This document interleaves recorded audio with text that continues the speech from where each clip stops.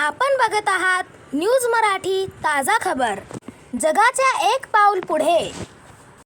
मरावे परी कीर्ती रूपे उरावे आणि कुणी नाही रे कुणाचे, सगळे सोयरे धनसंपत्तीचे, अशी एक म्हण आहे आणि ही म्हण अगदी तंतोतंत साकोली तालुक्यातील उमरी या गावातील स्वर्गीय कुलदीपक दयारामजी लंजे यांना लागू होते असे म्हणायला काही हरकत नाही।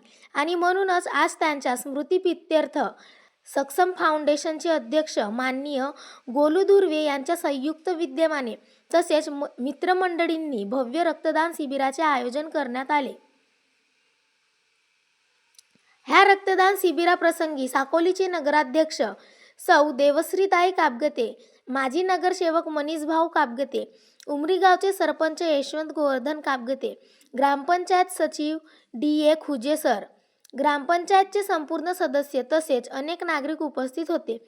ह्या रक्तदान शिबिराप्रसंगी अनेक रक्तदात्यांनी रक्तदान करून रक्तदान हेच जीवनदान असते हे आपल्याला रक्तदानातून त्यांनी सिद्ध केले।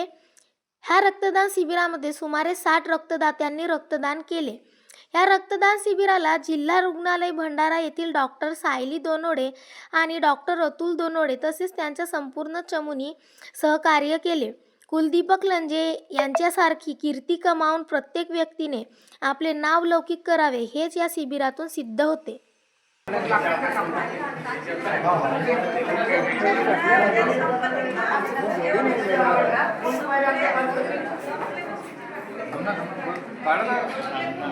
आज आपल्यासोबत सक्षम फाउंडेशन साकोलीचे अध्यक्ष माननीय गोलू दुर्वे आहेत आणि त्यांच्या फाउंडेशन मार्फत आज आपल्या उमरी ह्या गावामध्ये रक्तदान शिबिराचे आयोजन करण्यात आलेले आहे।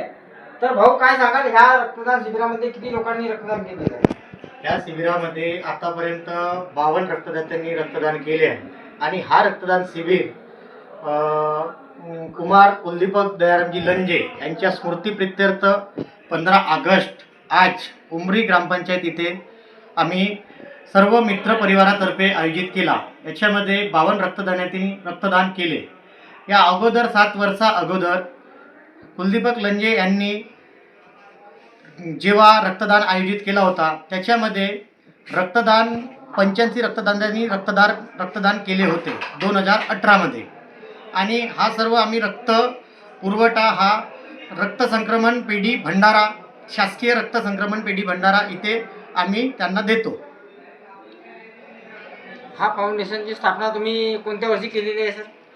ह्या फाउंडेशनची स्थापना आम्ही 2021 मध्ये केली आणि ह्या फाउंडेशनतर्फे आम्ही छत्रपती शिवाजी महाराज जयंती, त्याच्यानंतर आमची एक निःशुल्क अशी सेवा तत्वावर एक ॲम्ब्युलन्स पण चालते आणि असे अनेक उपक्रम, रक्तदान शिबिर, ॲम्ब्युलन्स हे असे अनेक शिबिर आम्ही राबवत असतो सक्षम फाउंडेशनतर्फे।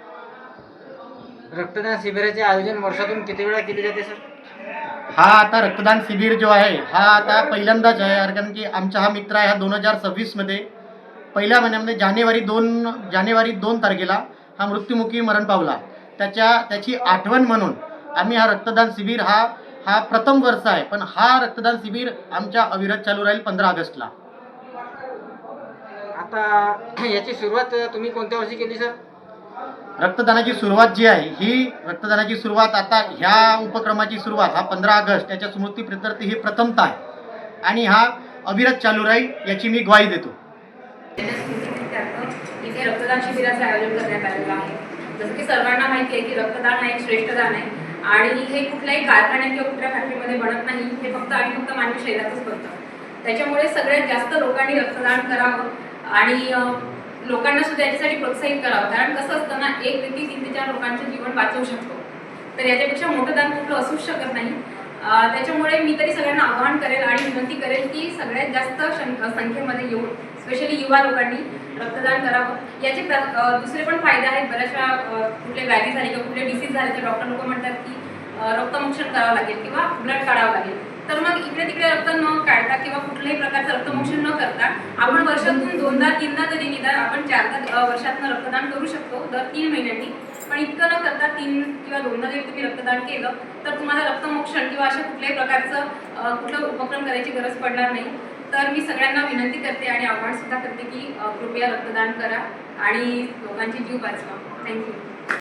अशाच नवनवीन आणि ताज्या बातम्या व जाहिरातीसाठी आजच आमच्या चॅनलला सबस्क्राईब करा आणि बेल आयकॉन दाबायला विसरू नका.